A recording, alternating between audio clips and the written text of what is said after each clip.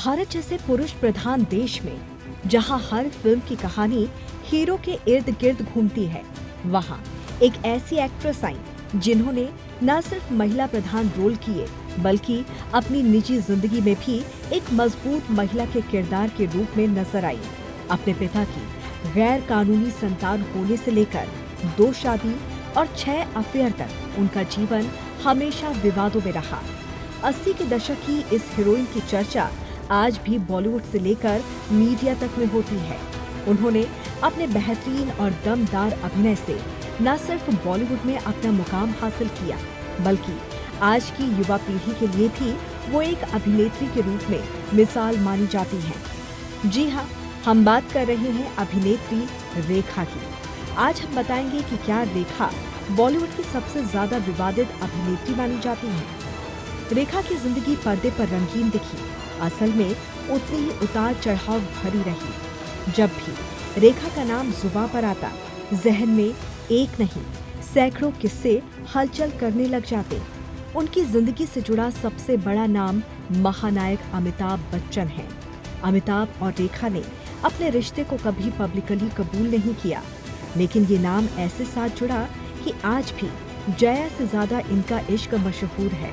बॉलीवुड की evergreen actress रेखा की पूरी जिंदगी किसी पहेली से कम नहीं। एक्ट्रेस आज भी खूबसूरती में यंग अभिनेत्रियों को टक्कर देती हैं।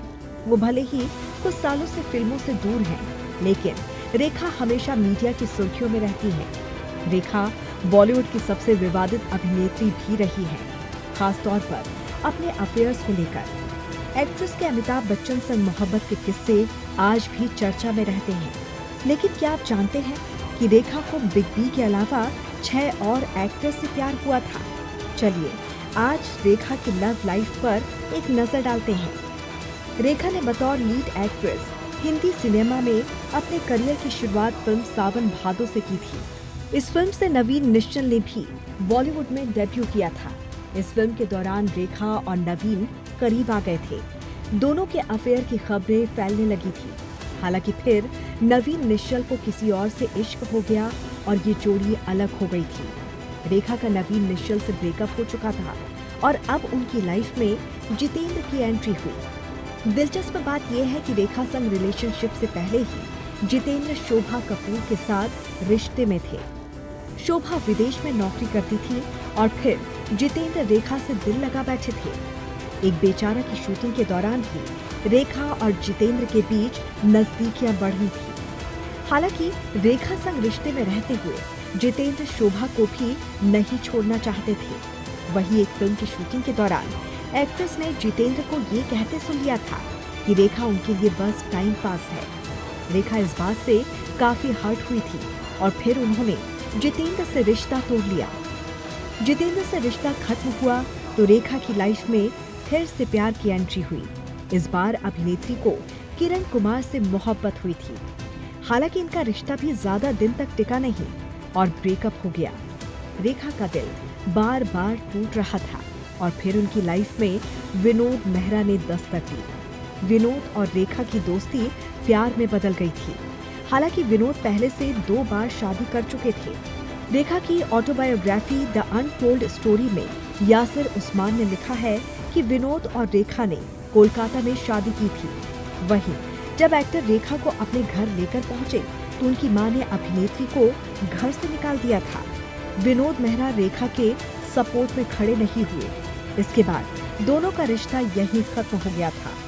वहीं रेखा ने विनोद मेहरा से शादी की बात कभी नहीं कबूली है। इसके बाद रेखा की लाइफ में बॉलीवुड के शहंशाह अमिताभ बच्चन की एंट्री होती है।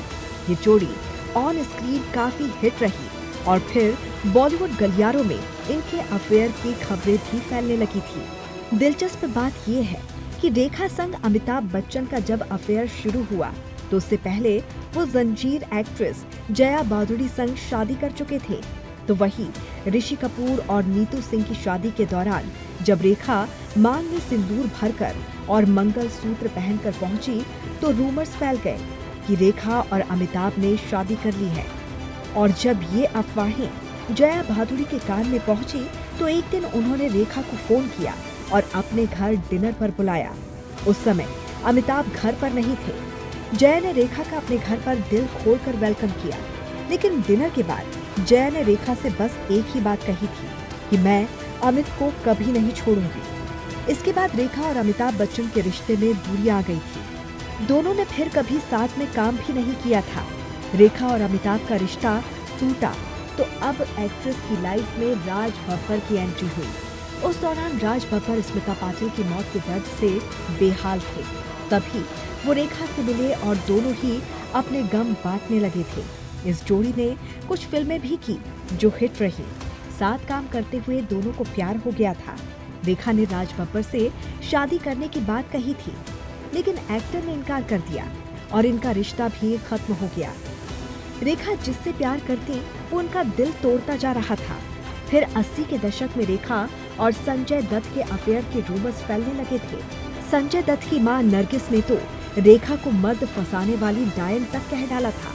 इसके बाद दोनों के बीच दूरी आ गई थी। बार बार दिल टूटने का दर्द झेल रही रेखा शादी कर घर बसाना चाहती थी।